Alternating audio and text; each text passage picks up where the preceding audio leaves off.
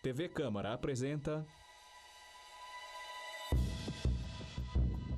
O número 1 aparece. Números começam a mudar velozmente até formar... 1.270 bilhões de reais. Essa é a soma de todas as taxas, contribuições e impostos cobrados no Brasil em 2010. Muito? Pouco? Suficiente? Para as 3 perguntas, uma resposta comum. Esse dinheiro é mal gasto. Um assunto para tributaristas? Para economistas? Ou para quem paga os impostos? Os números se desfazem na tela em fórmula de cédulas de reais. O título aparece: Tributo, Origem e Destino. Dia, região na periferia. Uma mulher sai de uma casa. Essa é Dona Maria, 7 filhos. Trabalha numa cooperativa.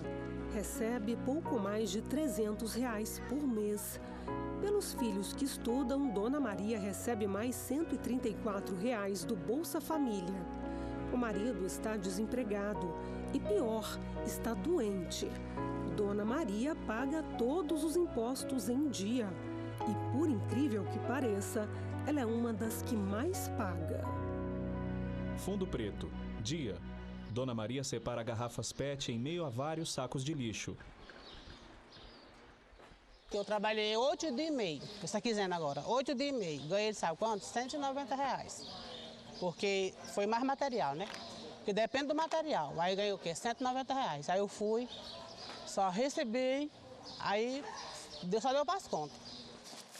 Eu pago R$21 de luz, porque eu sou cadastrado por baixa renda do negócio da energia.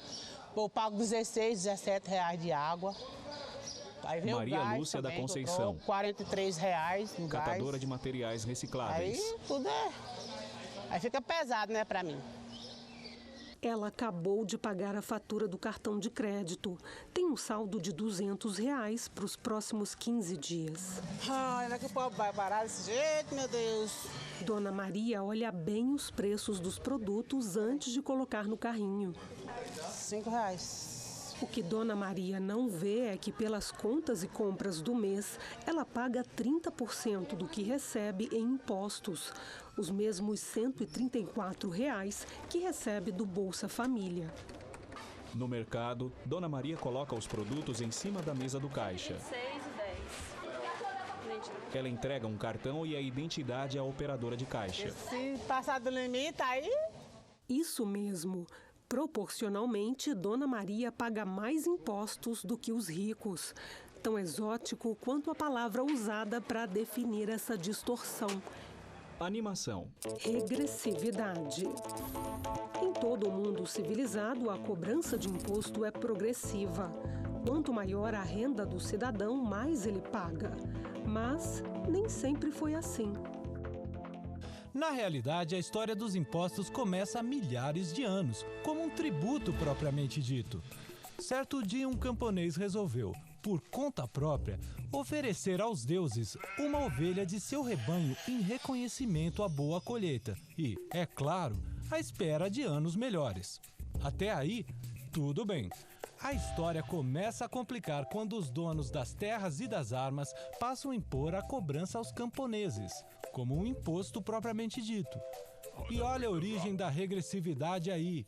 Os escribas cobravam pesados impostos em nome dos faraós. O dinheiro arrecadado ia para as grandes obras. E olha que o custo da mão de obra para construir as pirâmides era zero.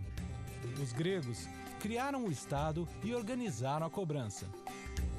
Tinha imposto sobre venda de escravos, sobre mercadorias importadas, tributum para os romanos, que significava repartir entre as tribos, mas os romanos queriam mais, construir e conquistar territórios. A cada vitória se apoderavam de toda a riqueza e de mais escravos. Queda do Império Romano, Idade das Trevas, tempo de incertezas e de reconstrução. Não havia mais Estado. Senhores feudais cobravam dos seus servos a melhor e maior parte da colheita em troca de segurança. Sobrava o mínimo para a sobrevivência. Assim começa a história da cobrança dos impostos. com os mais pobres e os miseráveis pagando a conta dos mais ricos. Os ingleses foram os primeiros a limitar os abusos da nobreza. Obrigaram João Sem Terra a assinar a Carta Magna que limitava a criação de impostos. Ele cobrava 2 vezes para custear 2 exércitos. O do irmão, o rei Ricardo Coração de Leão, e outro, que estava armando para derrubar o irmão quando voltasse das cruzadas. Nesse tempo, o lendário Robin Hood tentava instituir a progressividade. Tirava dos mais ricos para dar aos mais pobres. A Revolução Francesa também deu um basta aos excessos dos reis Luíses. Um deles, Luís XIV, chegou a declarar que o Estado era ele. L'État, c'est moi! E quem sustentava o Estado? Os burgueses e os trabalhadores. Os nobres só gastavam. Cabeças rolaram. Nasceu a República e com ela a Declaração dos Direitos Inalienáveis do Homem. Uma das primeiras medidas adotadas pela República foi acabar com o imposto sobre os alimentos. A derrama marcou a nossa história.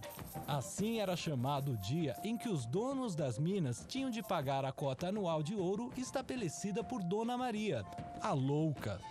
Os inconfidentes bem que tentaram nos libertar, mas a colônia ainda não estava preparada para acabar com a insanidade.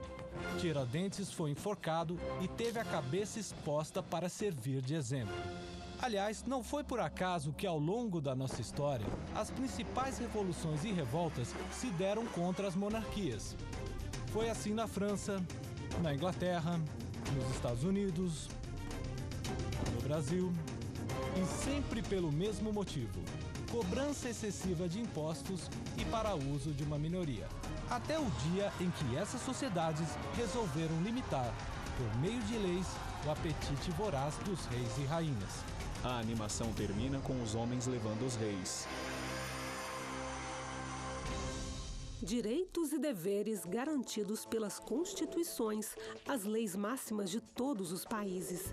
Para garanti-los, impostos cobrados de todos e em benefício de todos.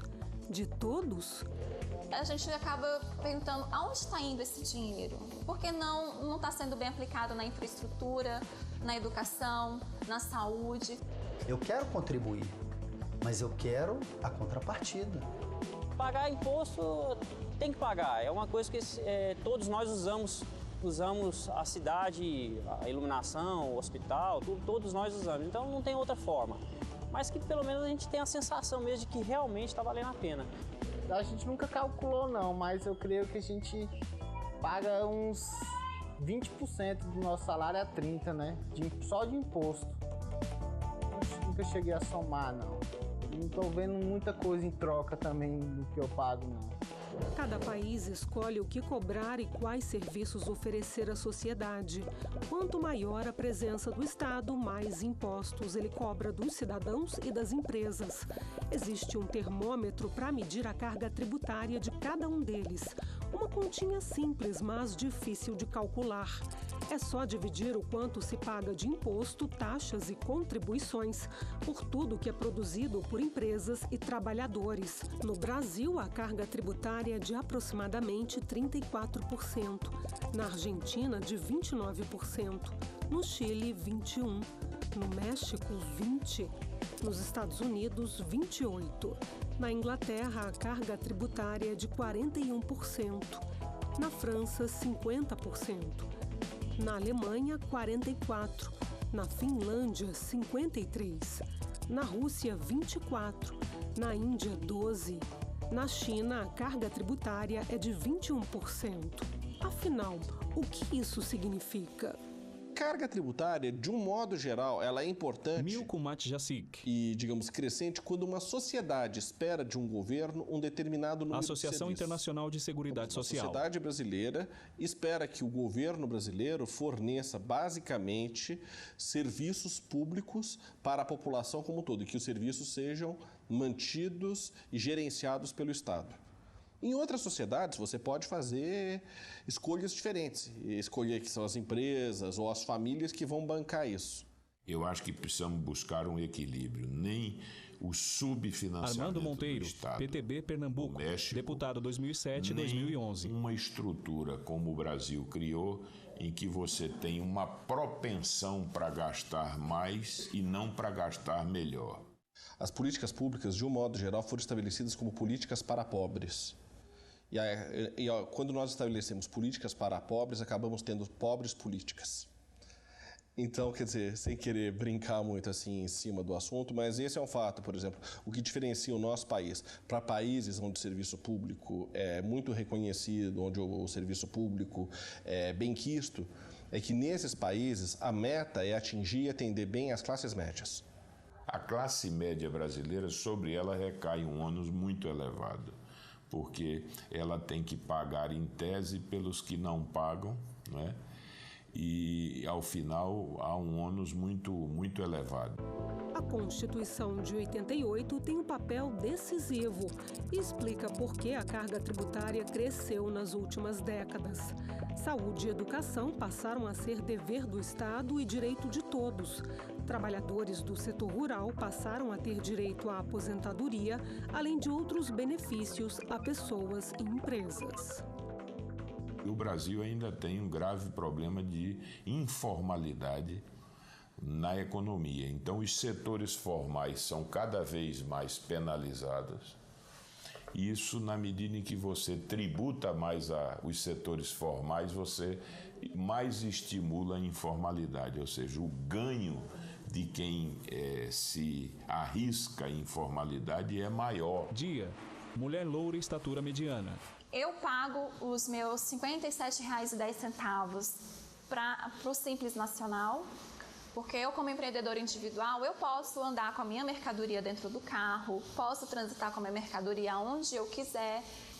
O benefício que eu tenho é de poder me aposentar, de se engravidar, ter os recursos, além de poder participar em feiras, comprar de grandes fornecedores.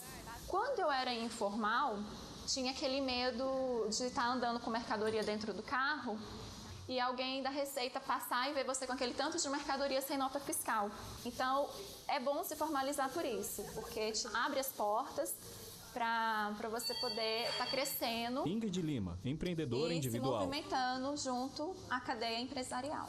Talvez se diminuísse a carga tributária um pouco, conseguiria ter menos Eduardo evasão, Rossi, aí no caso, gerente de concessionária.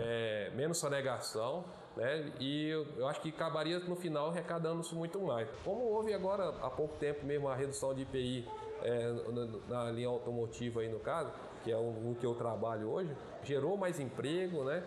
Fez um diferencial gigante. Então, se diminuir essa carga tributária, com certeza vai alavancar muito mais o processo de venda, de trabalho em questão, né, no caso. Automaticamente, o que vai acontecer? Vai aumentar a arrecadação. Você pode arrecadar mais na medida em que você possa ter um modelo que estimule Armando o Monteiro, crescimento econômico. PTB Pernambuco, Ou seja, deputado você 2007-2011. Não pela carga, mas você extrai mais pelo crescimento da economia. De repente, uma taxa de 50%. Senador Cristóvão Buarque. Se você vai ter tudo de graça em sua casa, já não é uma taxa alta. PDT Distrito Federal. O importante é saber quanto paga e quanto você recebe. Eu acho que para o estágio do Brasil, nós deveríamos ter algo em torno de 25% sobre o PIB, o que daria ao Brasil uma condição de crescer a uma taxa mais alta e, ao mesmo tempo, garantir o financiamento das atividades essenciais, desde que o Brasil pudesse também ter um padrão de gestão de melhor qualidade no setor público. Por isso, é difícil comparar a carga tributária dos países. O número em si não quer dizer muita coisa. O mais importante é observar o que cada país faz com o dinheiro arrecadado dos cidadãos e empresas. A China, por exemplo, tem uma carga tributária considerada baixa. Mas o sistema de saúde não é capaz de atender a todos os chineses. A maioria da população não tem previdência pública, o acesso às universidades públicas também não é para todos. Muitos têm de pagar. As pessoas poupam para investir e garantir o futuro. Já a Finlândia tem uma das maiores cargas tributárias do mundo. O acesso à saúde, educação e previdência é público e de alta qualidade. A China e a Finlândia estão entre os países mais competitivos do mundo. Os países mais competitivos do mundo, que estão no top do ranking da competitividade, são os países do norte da Europa. Os países nórdicos, ou seja, Suécia, Dinamarca, Finlândia. A Finlândia, aliás, é campeã internacional da competitividade. Associação Internacional de Seguridade Social. E eles dizem muito claramente para quem queira ouvir: olha, o nosso sistema de políticas sociais custa caro, uma verdadeira fortuna, mas ele é um fator de competitividade. Porque como o nosso trabalhador está bem protegido e ganha bem, ele ousa. Ele ousando, ele inova. Ele inovando, ele aumenta a produtividade e a competitividade sistêmica. Mas acontece que nós estamos no mundo, nós estamos disputando espaços no mundo. E aí não é possível você imaginar que vai poder no Brasil ter um padrão que não se harmonize com o padrão médio dos países com os quais o Brasil está concorrendo no mercado externo. O que o Brasil paga de encargos financeiros, ou seja, juros e outros encargos, é muito elevado. É muito mais elevado do que em qualquer país desenvolvido. Juros da dívida pública em 2010, 5,4% do PIB. Tem um potencial de crescimento hoje próximo da Índia ou da China até, se não estivéssemos tão comprometidos com essa situação. Se o país deixasse, por exemplo, de pagar todos esses juros ou reduzisse isso de uma maneira bastante acentuada, o Brasil teria certamente muito maior disponibilidade para investimentos em infraestrutura, para investimentos na área social. Dia. Dona Maria separa o lixo reciclável em meio a vários grandes sacos de lixo.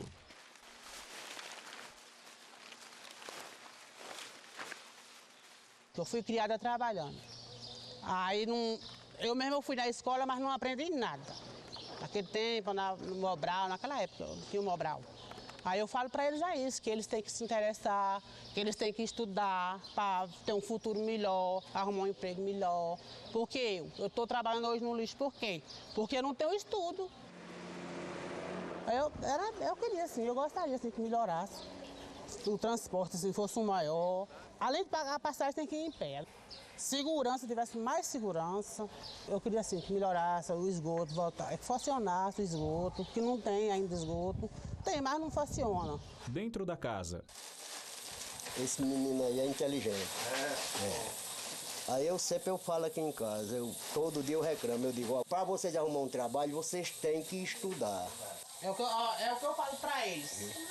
José João Evangelista, desempregado. Aí eu falo, eu digo, se vocês não estudar, o caminho de vocês é esse, ó, ir pro lixo. Uma pessoa tem uma roupa, outra roupa diferente, isso não é imoral. Uma pessoa tem um carro, outra andar de ônibus, não é imoral. Agora, uma pessoa morrer porque não tem dinheiro para pagar o médico e outra sobreviver porque tem dinheiro, é imoral, é indecente. Uma criança morrer porque não tem dinheiro para pagar UTI na maternidade, é imoral, é indecente, é crime contra a humanidade. Mas o Brasil comete esse crime. O outro é educação. Uma pessoa tem educação boa porque tem dinheiro, outra tem uma educação ruim porque não tem dinheiro, é indecente, é um insulto ao país. Até porque esse que não vai ter poderia ser um grande gênio que a gente perdeu. O que a gente tem que se comprometer realmente a garantia da maior qualidade, igual para todos, educação e saúde. Educação e saúde públicas de qualidade. Quanto custa? Os países desenvolvidos gastam muito. Na Alemanha, por exemplo, o gasto público com saúde por cidadão é 4 vezes maior do que no Brasil. Em educação, eles gastam 3 vezes mais. A Inglaterra gasta quase 6 vezes mais do que o Brasil em saúde e 5 vezes mais em educação. Já no Canadá, o gasto público com saúde e educação é 6 vezes maior do que no Brasil. Os Estados Unidos gastam quase 8 vezes mais em saúde e 6 vezes mais em educação. No pátio da escola. A escola pública do meu filho é uma escola boa, né? Tiago Campos, graças a Deus, garçom. A escola dele é uma escola boa, a aprendizagem lá, ele está aprendendo bem. Muitos deveres. No começo foi difícil porque aqui é uma das melhores escolas. Aí não tinha vaga. Aí a gente tentando até conseguiu uma vaga aqui nessa escola. Tá? Não é uma escola que é bagunçada, né? Você não vê pinchação, vê que a escola é limpinha e trata bem, o lanche é bom. É uma escola muito boa, mas se eu pudesse, eu colocaria ele numa escola particular ainda. É mais puxado, né? Um ensino, né? Lá na minha rua a gente vê bastante. Tem criança que às vezes na escola pública não tem aula, fica uma semana sem ir para a escola. Enquanto as minhas ficam todo dia indo para a escola. Passa lá para você ver as lingerie. Lá na 312 Sul, no salão. Daqui a pouco você me liga, tá? Optei pela escola particular pelo conforto, pela educação, que é uma educação mais qualificada. E também porque é perto da minha casa, fica mais acessível para mim poder deixar elas daqui seguir para o trabalho.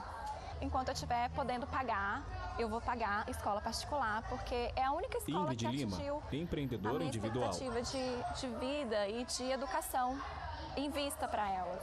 Meu filho, ele estuda numa escola pública, por eu não ter condição hoje de Cristiano pagar uma Gonçalves particular pra Barbosa, ele, mas bancário. futuramente eu já estou economizando um pouco para que ele consiga, pelo menos no segundo grau, eu colocar ele numa escola particular para dar um suporte, uma orientação boa para que ele consiga entrar numa faculdade pública. Não tem sentido escola particular ser melhor do que pública. Isso daí, o Brasil se acostumou com isso. Como fazer essa escola Senador pública Cristóvão tão boa, melhor Buarque, do que a PDT, particular? Distrito Federal. Basta copiar as nossas públicas federais. A média do IDEB das escolas públicas federais, que são cerca de 200, a média é melhor do que a média das particulares. Quem pode pagar relativamente pouco uma mensalidade Milko Matjacik, não vai obter um nível de ensino Associação Internacional de Seguridade Social, melhor do que na escola pública. Eu diria que arrisca, inclusive, obter um nível de ensino muito igual, que ela vai ter um atendimento melhor, provavelmente. Quer dizer, não vai enfrentar tanta fila para fazer matrícula, a lista de materiais chega mais organizada, mas isso com participação na escola pública também funciona da mesma forma. Isso é uma característica do egoísmo brasileiro. O Brasil quer soluções privadas.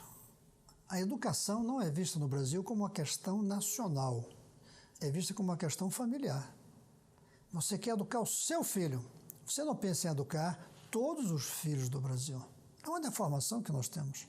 Poxa, R$450 é uma parcela de um financiamento de uma casa, né? Então, ou seja, eu estou investindo R$800 em educação particular, vivendo assim, no limite, né? Tendo que comer, vestir, saúde e educação. Então, tudo isso a gente tem, porque nós trabalhamos bastante. Mas eu creio sim que se o governo tivesse uma escola pública de grande aceitação, de grande conceito, informações que trouxesse mais qualificação para as crianças, eu creio que sim, que esse seria uma quantia que daria para investir num imóvel, que seria nosso futuramente, né? Seria uma coisa para elas, né? Seria uma herança. 3 mil municípios brasileiros não dispõem de creches públicas. Isso significa que as mães solteiras, significa que as famílias de baixa renda, de baixo poder aquisitivo, dificilmente terão com quem deixar seus filhos para poder sair para trabalhar. Isso é decisivo na qualidade de vida e no rendimento que essas pessoas recebem. Graças a Deus eu tive essa oportunidade de ter uma sogra boa, um sogro que cuida do meu filho, né, durante o meu período de trabalho, mas não é todas as famílias que têm, então acho que deveria ser certo ter uma escola integral. Tiago Campos, um pessoal que não tem essa oportunidade que a gente teve. Eu acordo 5h20, porque meu esposo sai 5h20, né? Aí eu começo a levantar ela às 6 horas. É um horário bem difícil. Vai ter que ser mais cedo, que é uma luta. Chega, pra gente ir, senão a gente vai chegar mais atrasado. Esse cabelo eu escovar o dente. Eu tive que correr aqui na vizinha, pedir para ela ficar. Eu não tinha ninguém aqui para ficar, que não tem creche. Tem uma creche aqui, é muito caro, particular, né? E é mais barata a pessoa mesmo na casa. Ivoneide Ferreira Costa, trabalhadora doméstica. Ó, Giovana, hoje eu não quero reclamação na graça com você, né? Não é pra estar brigando com a Carol. Vou ligar na escola hoje. Vai ligar? Vou, porque a professora não mandou nada e eu quero saber como é que você tá. A A mulher caminha pela rua com as filhas. Me ajuda ficando com a Daniela até a hora de eu chegar, né? E fica até a hora da lotação pegar, mas eu pago pra ela. Almoça, ela cuida bem. Dou lanche delas. Maria das Graças da Silva, aí vizinha da Ivoneide. Eu vou arrumar a casa, aí chega assim pra uma mulher pro colégio. Dou banho, arrumo o cabelo, aí vou levar pro colégio. Porque o que eu acho que ele deveria ter era uma escola integral, né? Pra criança aqui. E não ter que... Isso de ter que ter transporte é uma coisa que a gente tem que acabar. A escola tem que estar perto da criança. Então, eu sou favorável a publicizar. Senador Cristóvão Buarque, vagas nas escolas PDT Distrito Federal. Onde não houver pública. O público não aceita crianças menores de 3 anos. Então, eu não ia colocar outra porque seria injusto botar uma na particular e outra numa pública. Ingrid Lima, empreendedora individual. Mulher segura uma criança no colo e caminha ao lado de um homem. Eles deixam a criança e vão embora.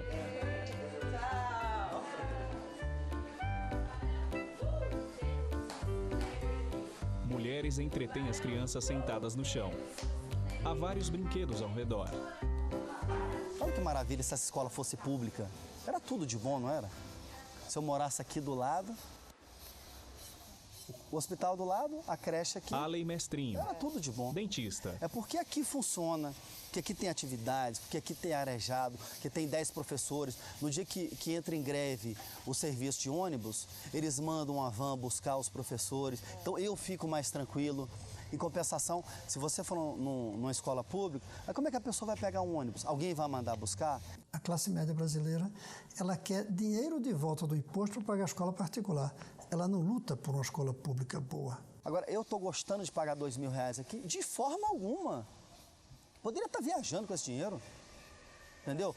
E é um dinheiro que eu trabalho.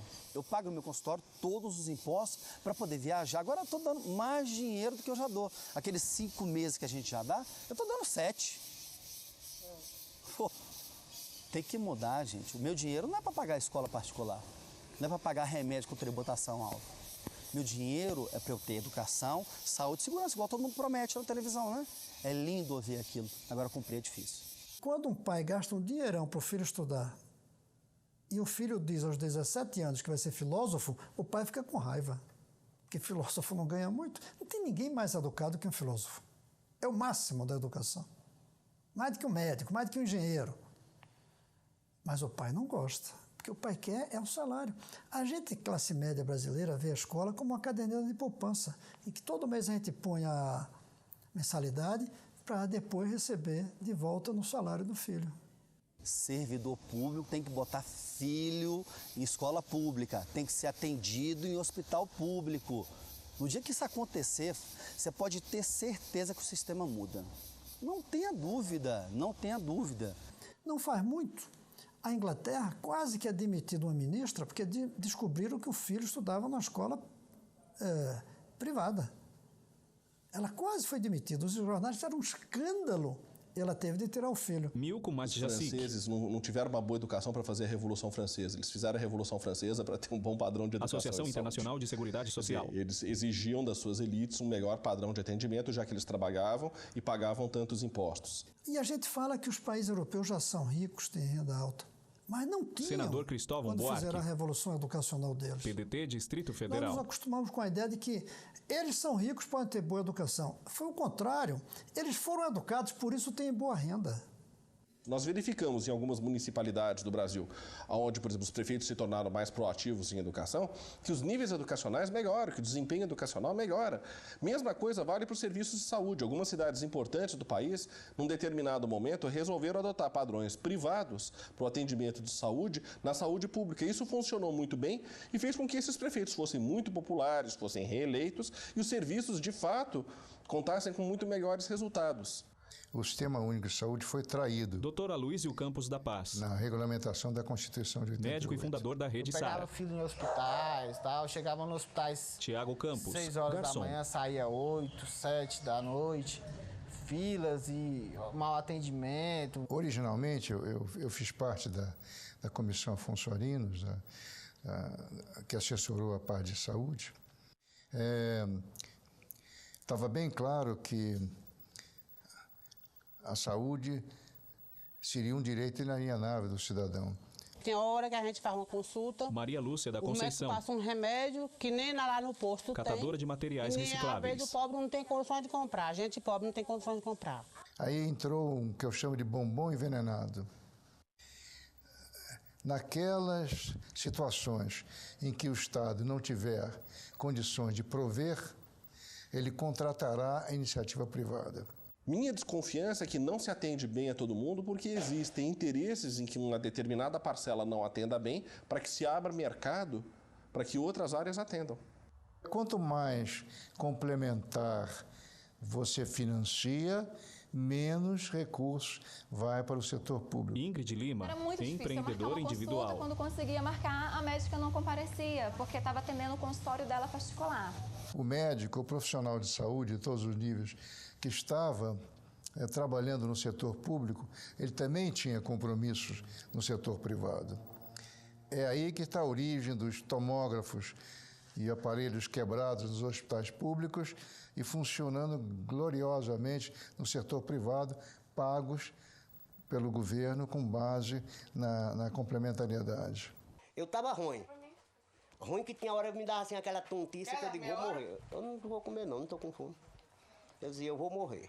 E eu sentado lá passando mal. José João Evangelista, desempregado. Os médicos estão aí, enfermeira passando, você está falando, parece que não conhece ninguém. O pobre é tratado como cachorro. Mas não fala assim. Não é, como cachorro. Não é em todos, não estou dizendo em todos. Eduardo Rossi. Nós temos um exemplo aqui dentro de Brasília, gigante. Gerente de concessionária. Tem condição de fazer uma saúde melhor, ter um desenvolvimento melhor, que é o Sara Kubitschek. Né, que ali é um exemplo, no caso, para todo o país.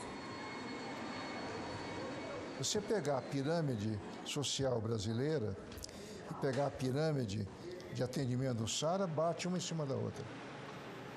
As percentagens de renda e as percentagens de doentes atendidos naquelas faixas de renda são exatamente iguais na pirâmide social brasileira.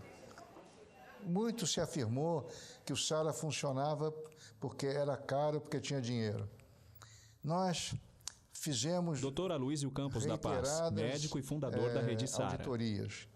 E no final, para não ter nenhuma dúvida, contratamos a Fundação Getúlio Vargas. Ela provou que toda a Rede Sara era mais barata do que um hospital público brasileiro convencional, de mesmo porte. Por quê? Você não tem terceirização. Todas as pessoas que trabalham aqui em tempo integral, pagando bons salários. Aí a população começa a perguntar, por que ali também não pode ser assim? Eu acho que nós temos pela frente um caminho árduo e longo de mudar uma mentalidade e atrair novas gerações para um sistema que seja íntegro e exclusivo sob a responsabilidade do Estado. O setor privado, ele pode perfeitamente atuar, desde que corra o risco do capital. O setor privado brasileiro, em várias áreas, tem atuado muito bem.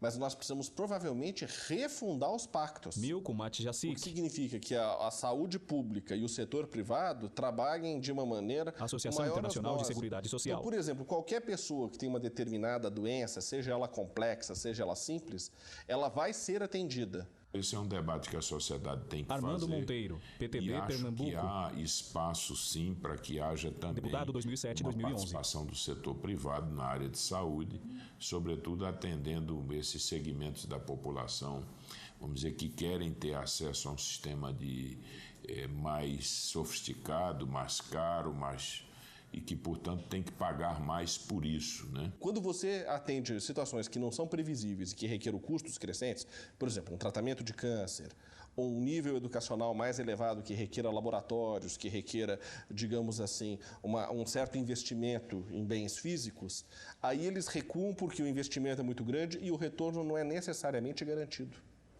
Raros são os planos de saúde que cobrem, digamos, o tratamento de um câncer e tudo que deriva de um câncer. E essas pessoas voltam para o setor público, de um modo geral, nos hospitais universitários. E são extremamente bem atendidas. Você vê que os Estados Unidos, que é a maior potência econômica do mundo, está discutindo a reforma do sistema de saúde nesse momento. na direção de uma maior, vamos dizer, presença do Estado, não é? Na universalização ou no alcance dos programas de atendimento à população. Os Estados Unidos gastam muito com saúde, mais do que qualquer outra sociedade ocidental, e gasta mal, porque a performance do sistema de saúde é ruim. Tudo que se gasta em volta do sistema de saúde é 16%, 17%. O Canadá, seu vizinho, gasta metade disso com resultados muito melhores. Quando eu falo que sobra dinheiro mesmo. O que falta é que esse dinheiro seja orientado exclusivamente para o setor público. Da maneira que nós organizamos hoje, a divisão de tarefas não é uma divisão de tarefas inteligente. Agora, como reorganizar isso? Tudo passa pela tributação e passa pela vigilância dos brasileiros. Evidentemente passa por uma maior consciência de que mesmo esse serviço público, ele é um serviço público pago, regiamente pago. Essa mudança de mentalidade, ela só poderá surgir a partir de uma conscientização da população de que público pode ser competente. Não adianta só construir. Boa gestão. Adianta você olhar o que está faltando, ver o que está precisando e aplicar ali onde está faltando. Você pague, mas que você sinta que realmente está tendo um serviço de qualidade de volta. Você tem um retorno de qualidade. Nós vamos ter que abandonar certas atitudes. Não é muito simpático a gente fiscalização. Cobrar resultados. É muito antipático, aliás. É terrível. Não é muito da cultura do Brasil, mas ou isso entra na cultura do Brasil ou o Brasil não entra na cultura dos países competitivos. A informação hoje corre muito rápido. E aí, o que acontece? Com isso aí, a cobrança é nossa. Nós temos que cobrar. Porque se a população cruzar os braços também, não adianta, né? A coisa parece que dá para andar, basta o brasileiro ter força e querer. Não quis o ficha limpa? Por que não pode querer educação, não pode querer saúde? Tenho o direito que eu sou brasileiro. Dona Maria anda pela rua. Dentro de um mercado, ela observa os produtos. Pela rua, Ingrid caminha com a filha. Na creche, mulheres brincam com as crianças. Direção e roteiro, Frederico Schmidt. Pesquisa, André Bergamo. Edição e finalização, Felipe da Cunha. Direção de arte, Márcia Rotti. Iluminação, Daniel Carvalho. Animação, Thiago Case.